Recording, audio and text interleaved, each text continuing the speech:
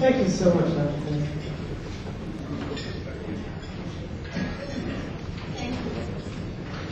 The history of African American art has a long and fulsome legacy. Okay? No? Absolutely no? How about that? I think it's okay if I lean into it.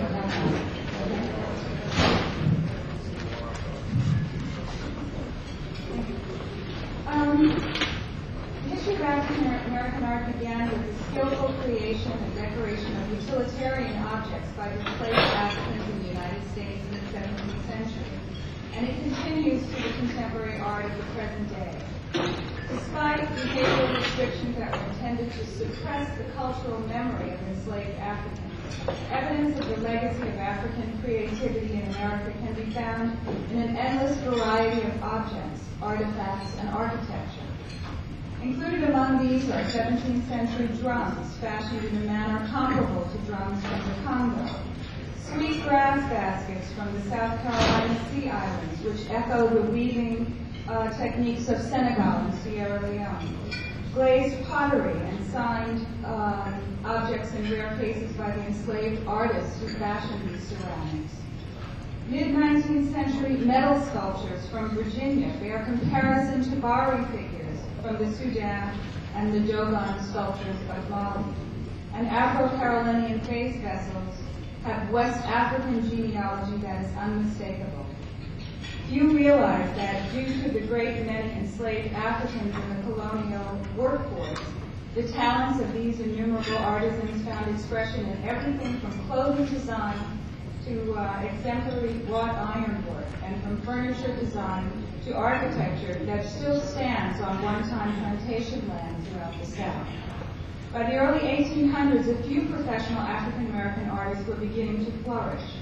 Free men and women of color, including painters, printmakers, sculptors, and dress designers such as Julian Hudson, Drew Lyon, Florville Foy, Elizabeth Keckley, Eugene and Daniel Warburg of New Orleans, and Joshua Johnston of Baltimore, were given access to wealthy clientele who commissioned their works. By the mid-19th century, the acknowledged sculptural talents of artist Edmonia Lewis allowed for her to earn an international reputation as one of the few great American women sculptors in the neoclassical genre. Her contemporaries included quiltmaker Harriet Howard and romantic landscape painters Robert S. Duncanson and Edward Mitchell Bannister, both of whom earned professional reputations during their lifetimes. By the turn of the 20th century, the creative impulse in African-American visual culture was being felt by an ever-increasing number of men and women of color, culminating in one of the richest periods of the art production in this country's history, the Harlem Renaissance.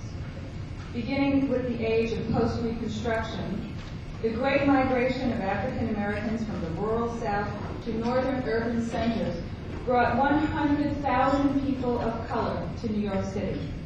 In addition to rural Southerners looking for work, better education, and improved living conditions, New York's burgeoning black population included a wide array of African American talent: intellectuals, poets, musicians, writers, painters, and sculptors. Financed by the wealth of the Roaring Twenties and by the well-meaning patriarchy of philanthropists such as Logan P. Harmon, African American artists found both private and governmental support for their creative endeavors. Through the Harmon Foundation, which offered awards for outstanding achievement in the arts and sciences, and through the Federal Arts Project of the WPA, artists of color were able to produce works of art with unprecedented abundance during the Renaissance. Inspired by the call of philosopher Alain Locke to look to their African heritage for inspiration, artists such as Aaron Douglas, William H. Johnson, Richmond Barthé, Lois Mailou Jones, and Augusta Savage, among many others, embraced their identity as persons of African descent and expressed in myriad ways their quote-unquote ancestral legacy.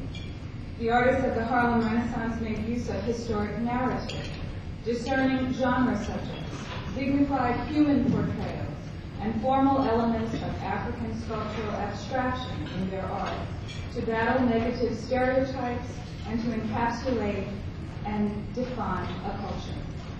By the mid-20th century, the abundant creativity of the Harlem Renaissance had given way to a new generation of modern masters whose genius could not be denied.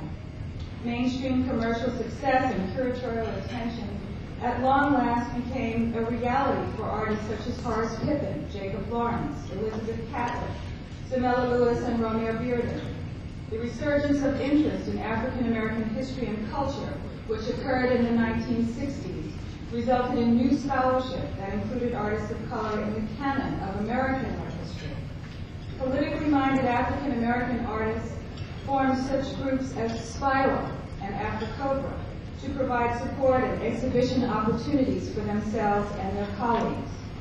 Protest groups, several of which were spearheaded by one of our honorees, Faith Ringgold, picketed museums such as the Whitney and the Museum of Modern Art to draw attention to the lack of works in these collections by artists of African descent. More and more art institutions began to collect the works of artists of color, and scholarships continued to broaden to encompass once marginalized groups. By the 1970s, the women's movement spurred interest in artists such as Faith Ringgold, Emma Amos, Elizabeth Catlett, and Betty Saar, whose unique points of view as women of color were expressed in paintings and sculptures of pointedly socio-political themes. In recent decades, art produced by African Americans has become increasingly diverse, both formally and contextually. Media have begun to include all variety of objects and materials, from traditional painting on canvas to fabric art, soft sculptures, craft work, technology-based imagery, neo-dada creations using found objects, video installations, and multimedia performances. These changes mirror those of the global community, whose endeavors have increasingly marked a time of experimentation and innovation. Subject matter, too, has diversified to encompass cross-cultural and cross-national themes, themes of ecology, politics, society, as well as race and gender. And these themes include also very personal representations that are completely void of cultural critique, as is an artist's right and as consumers expect of artists. As the world becomes a smaller place, artists of different cultural identities share more and more in common and more areas of concern and interest. The works in today's exhibition and the most recent art produced by today's honorees embody a postmodern cultural and aesthetic individuality, as well as globally understood concerns. An evolving pastiche that marks African art of the new millennium. Thank you.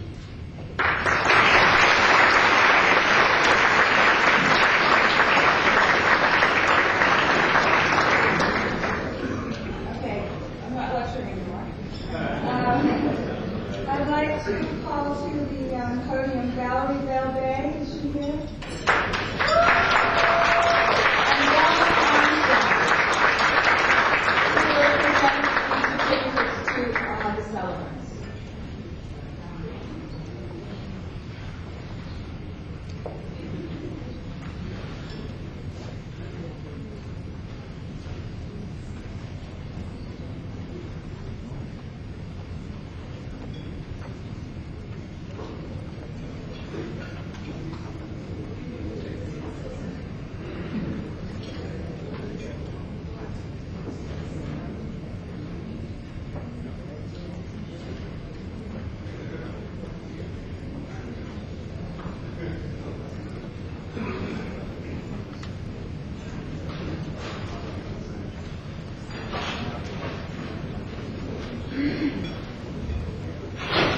They're going to distribute the certificates in a few minutes, but I noticed that one of our public officials came by to say hello. And I see, you want to stand up, why don't you come up here for a second, please?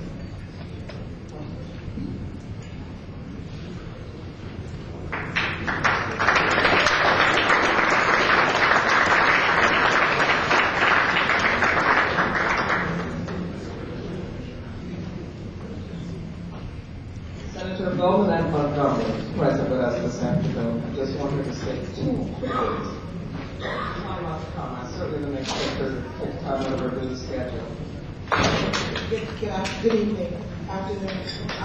First of all, thank you very much for allowing me to just say hello. I didn't come by to just greet you and let you know how much I appreciate the fact that I think the hands of God's work is truly in the hands of our artists. And I specifically am the elected official to represent Freddie Critchlow, who is my hero in particular among the many artists. I represent a number of artists. In fact, I used to represent Mr. Smith as well. Unfortunately, he was displaced, and we have this building is almost standing in where he used to live. So we're celebrating. Thank you very much. You gave us our hotel. I'm sorry.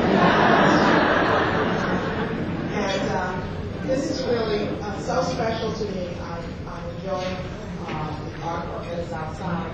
I thank you for coming together to make a statement to and about and for the artists who have really presented our lives and our stories so beautifully in their work. Thank you, Ringgold, on behalf of the children who I was first introduced to you through your work for children.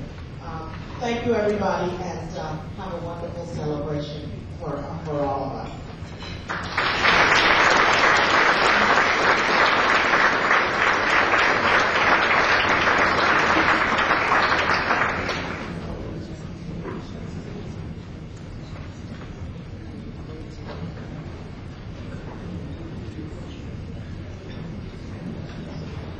While we're waiting for certificates that are going to be distributed, what I'm going to do so we move along is to have, there is comment for the artist with Mr. Bill Hudson. So I come and say a few words on behalf of the artists present.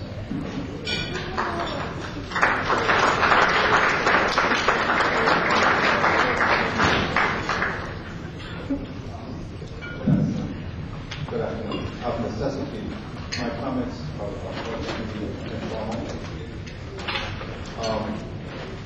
Dr. Harrison suggested what we all consider to be a brilliant and very informative overview of the history of African American artists.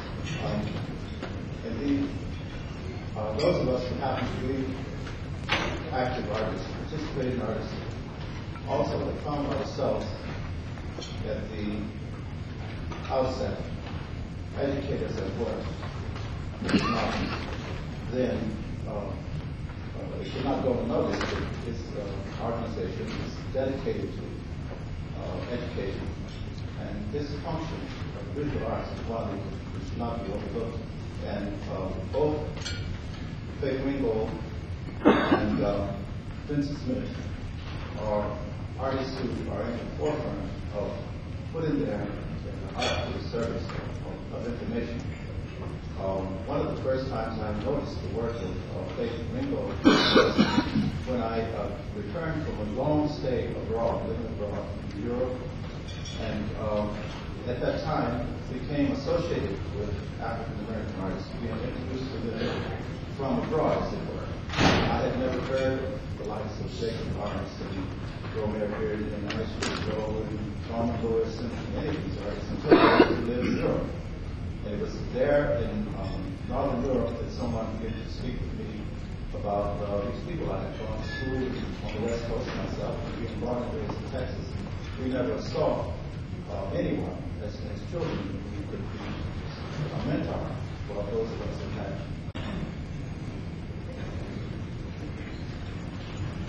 I'd like to take 5 minutes to tell you about Faith Ringgold.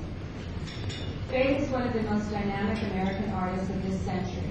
As a woman of African descent, the obstacles she faced in pursuit of her chosen vocation have been formidable. During the 1960s and 70s, Ringgold struggled against race and gender prejudice in order to make a name for herself in the art world.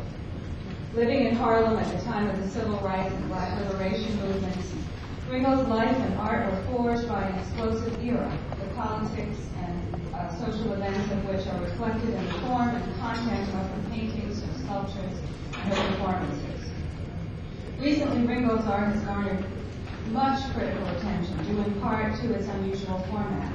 The artist combines quilt making and other sewing techniques with painting and narrative text to create singular works of art that have very broad appeal. Ringgold has also attracted the attention of untold critics and art historians like myself, who have devoted much ink to analyzing the direct and sometimes inflammatory content of her work. The increased interest in craft as a high art form has further enhanced appreciation of her work, as has the emphasis placed in recent years on gender and racial content in American art. My quote-unquote discovery of Faith Ringgold came more than 25 years ago, when I saw her painting The Flag is Bleeding for the very first time while studying African American art at Howard University. Over the years, I have watched with keen interest the progress of Ringgold's career. In 1994, I met Faith for the first time and have since come to admire greatly her forthright demeanor and her courageous stance as a member of the African American avant-garde. A curator named Marcia Tanner once described Ringgold's art making as a kaleidoscopic synthesis of ingredients including, quote, appropriation, pattern, painting, portraiture, sewing, history, personal narrative, African American and European American artistic and cultural forms, rich textiles, gorgeous colors, and complex designs. A transgressive hybrid, if there ever was one, unquote. And if you don't know Faith's art, that is an accurate description. This complex grouping of elements is the product of years of painstaking creative evolution, as well as the result of personal and professional growth and struggle. Ringgold's art, with its political content and within its sometimes feminist context, chronicles the artist's search for human dignity and empowerment. Women of color have led the way in creating effective forms of social protest art, and Ringgold's tireless activism against racial and gender discrimination has been a singularly valiant effort. Renowned feminist art historians Norma Brown and Mary Garrard, who I studied with at American University, wrote a book recently called The Power of Feminist Art, in which they state that without the agitation and aesthetic innovations of women like Faith Ringgold, many women, American women, not just women of color, would not have the subject matter, the critical support, or the opportunity for high-level recognition that is now possible. While the path for women artists continues to be a difficult one, and for women of color even more so, it is now at least a navigable path due to pioneers like Faith. In October of 1980, Art News magazine featured on its cover a photograph of several of the country's most prominent women artists. Faith was the only African-American artist to be included in that group. 3 years later, she was honored on her home turf with a major retrospective at the Studio Museum in Harlem. Since then, her star has steadily risen. Ringgold currently enjoys widespread enthusiasm for her work and commands an ever-growing audience. Her success has brought with it innumerable national and international exhibitions, major private and public commissions, and much critical and institutional attention, including 17 honorary doctoral degrees. Ringgold has accomplished a feat only rarely achieved by an African-American woman: success, acknowledgement, and veneration as an accomplished artist without having to die first. Ringgold once said that after she decided to become an artist, the first thing she had to believe was that she, an African-American woman, could penetrate the art scene without sacrificing one iota of her blackness, her womanhood, or her humanity. Incredibly, Faith has done precisely that. Faith is what one art historian once called one hell of a foremother. She is possessed of enormous talent and tenacity. She embodies that rare quality essential for any great triumph: intestinal fortitude, commonly known as guts.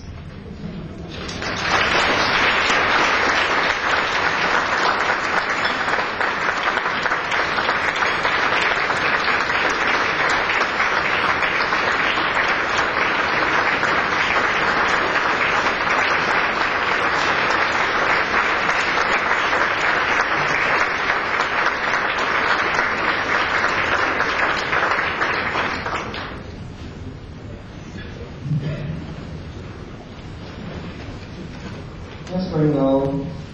What a wonderful, wonderful presentation that you so richly deserve. On behalf of the Dedicators, I would like to present to Ringgold. In recognition of your many contributions to the world of art, we have been so greatly enriched because of your diversity and talent as a painter, sculptor, writer, educator, quote-maker, and your legions of contributions to the community at large. For that, we present you from the Dedicators Inc. at the 6th Annual Celebration of the Black Artists, this wonderful plaque that you so richly deserve. Thank you. And besides that, Dr. Smith has in her hand citations from Howard Golden, the board president, and from C. Virginia Fields, a citation from the Office of the President for Manhattan, City of New York. And we will not take the time to read it, but it duplicates much of what was said by Congressman Ed Towns, and she will have a good time reading all of that information. I present to you Ms. Ringgold.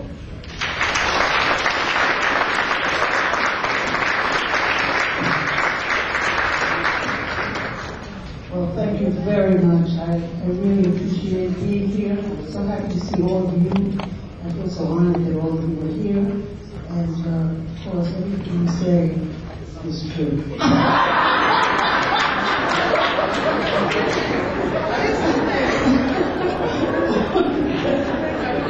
I couldn't help that. I also want to thank the Dedicators. It's really wonderful. We Black artists have worked hard. It's been hard. It's been long. It's been real hard. And it's going to be even longer. But we're tough. And we do it anyway. That's what I would say.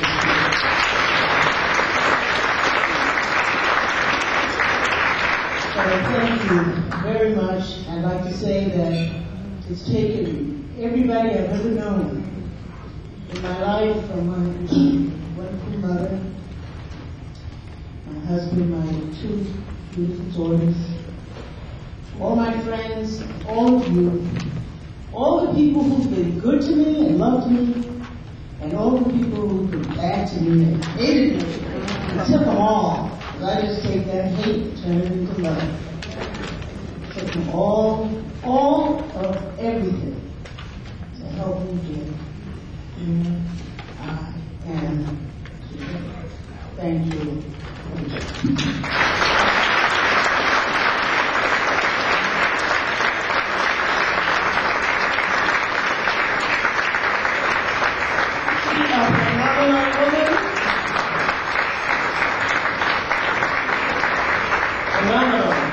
I'd like to ask a daughter, please stand.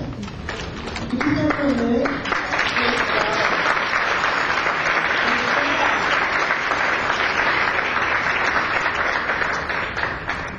To introduce to you our next honoree, allow me to present Mr. Michael Sermons. Mr. Sermons is a New York-based writer, critic, editor, and curator. He's a regular journalistic contributor to the New York Times, Time Out New York, De La Celeste, Plaza de Art, and On the World.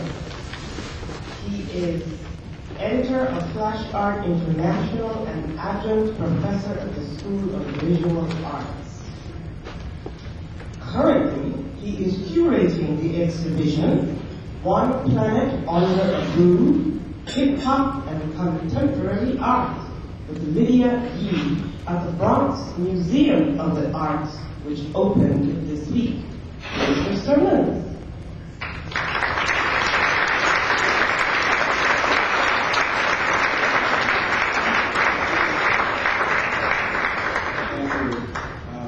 Thank you to the Dedicators. It's a pleasure to be here today. Not quite what I expected from my conversations with Vincent. A little more. Thank you, Vincent, also. If graceful modesty is the hallmark of cool, that beautiful cool with roots that run deep, from African percussion, spirituals, blues, jazz, rock and roll to hip hop. Vincent Smith is here. Vincent Smith has a graceful modesty. When he called a couple of months ago, he mentioned that a small group of people wanted to honor him. I said, do you want me to introduce you? Well, of course. A small group of people, no problem. Vincent left out a few of the names. It is really an honor to be here. My father is a collector of African American art in particular, so the work of Ringgold started something that has been a part of my life, as have some of the other people that I know. And after speaking yesterday with grace, finding out that we were to be graced by the presence of Elizabeth Catholic, my heart sort of rose up into my neck. Wasn't quite certain how this was going to go down. But here we are, and it's lovely. I'm really happy to be here. So we had met before at an opening. The first time I really remember meeting Vincent, being fortunate enough to actually vibe with Vincent, was in 1990 when he visited Wesleyan University for the opening of his traveling exhibition, Riding on the Blue Note. The show originated at Henry Street Settlement, where Vincent and I recently worked together on a panel. As a recently declared art history major at Wesleyan, interested particularly in the work of Black artists, I remember thinking excitedly about the possible encounter, the opportunity to talk, not just trade palms with such an established figure. Thanks to my advisor, Dr. Peter Mark, specialist in African art, I knew that it would be an intimate affair with a heroic individual. The first thing that hit me was the voice. The voice. Soft, determined, filled with the rat that recalled the smoky nightclub, not unlike the jazzy monoprints and drawings that were a part of that exhibition. The nightclub was fictional for me then, but of course it was true. Vincent would later discuss with rapture the influence of sitting in the 5 spot with Bird, Max Roach, and countless denizens of the night who all made things happen. Kept it moving, Vincent would say. Keep it moving, baby. In that old school, new school way he has today.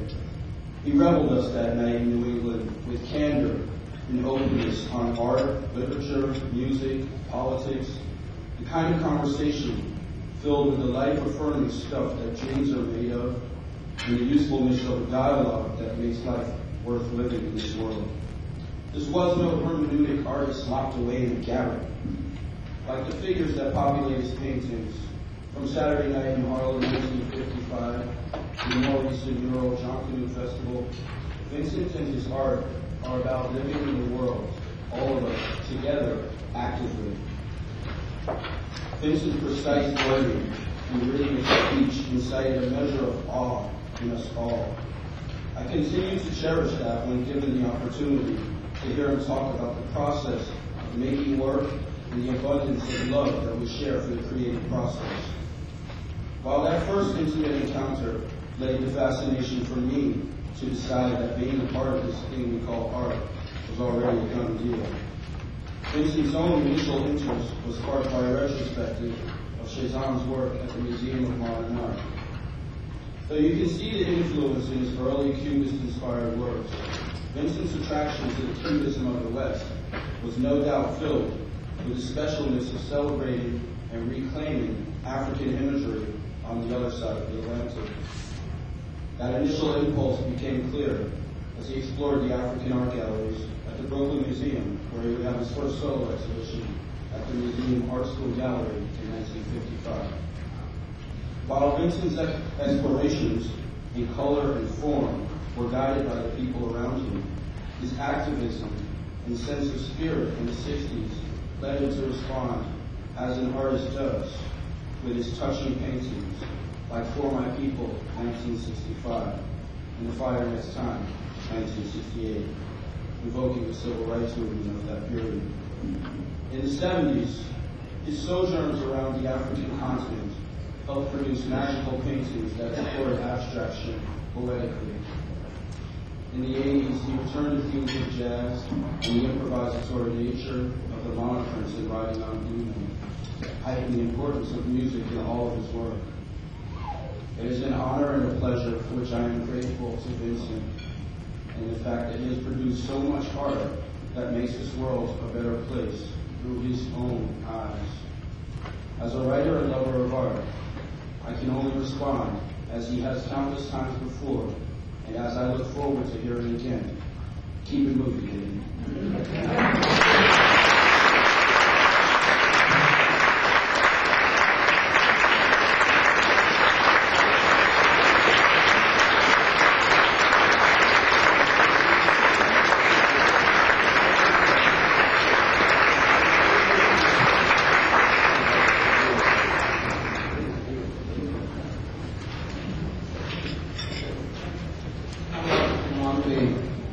Present an award to two such outstanding individuals in one day. I don't know about you, Vincent, but I'm blessed. I'm blessed. It is indeed my pleasure, and as I said before, Jennifer Stewart, I thank her for being the person that put the bug in my head to say that Vincent was a sleeping giant right in our backyard, and that you better take a close look at him.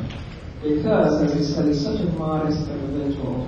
And I have come to know him, respect him, and love him really deeply during the time that we have been working on this project. He never failed to check with me to see how I was doing. And once he knew that there are some things that I could not get done, he would always have a positive suggestion. Very quietly, and he followed up on everything. So it is indeed my pleasure to present this plaque to Vincent D. Smith. Because of your many artistic talents and creativity, you have exposed the world to your gifts as a painter, printmaker, illustrator, muralist, and educator. Your sensitivity, dignity, kindness, and intuitiveness enhance these gifts. Given to you by the Dedicators in 6th Annual Celebration of the Black Artist on October 27, 2001 at the Brooklyn Marriott. Vincent, this is yours. And in addition to that, we have a citation from Howard Golden, President of Brooklyn.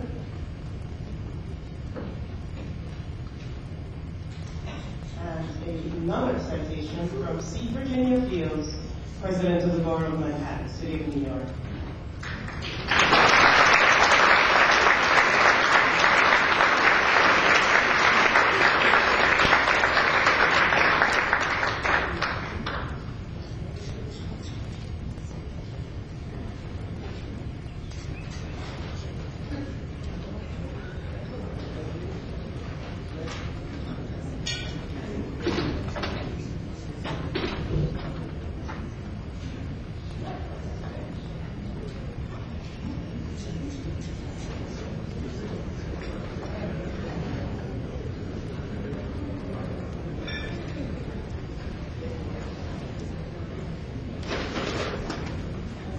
As an organization of women, it would be remiss on our part if we did not acknowledge Mrs. Vincent Smith, because we know, girls, that behind every successful man, there is one hell of a woman. Mrs. Smith, please stand up.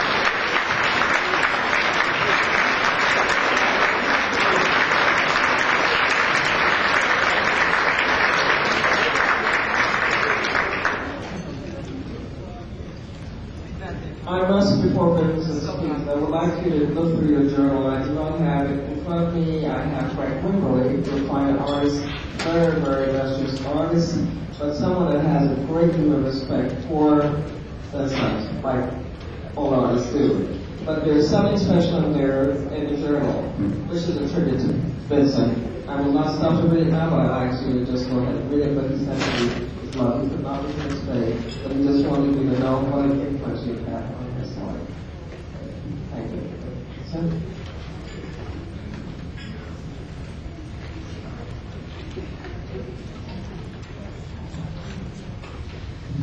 I'm somewhat overwhelmed, but I'm going to try to maintain my composure. so that everybody here can go home at a reasonable hour. I just want to say that I remember when I was a student at Stargate, one of my teachers said to me that we've been painting for 10 years, and the only people who were still painting who we went to art school with were only 2 people. He said that he was trying to tell me at that time how very difficult it is to be an artist and to survive in the society that we live in. And I bring that up to say that there are 3 people here who I would just briefly acknowledge, because one is a boyhood friend who was the first painter I ever met. I knew him when I was like 7, 8 years old. And there's 2 colleagues of mine who went to art school with me who fulfilled that prophecy that his teacher said about there's only 2 guys left who paint. Both of them are here, and I'd like to acknowledge Phil Martin and Sigmund Davis.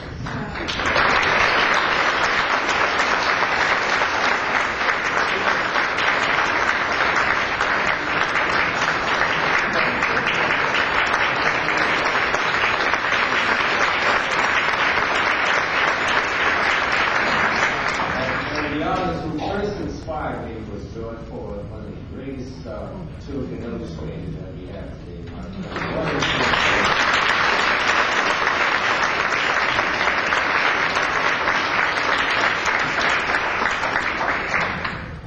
I would like to also thank the Dedicators, because lots of times we know that artists go through life and their reward is afterlife.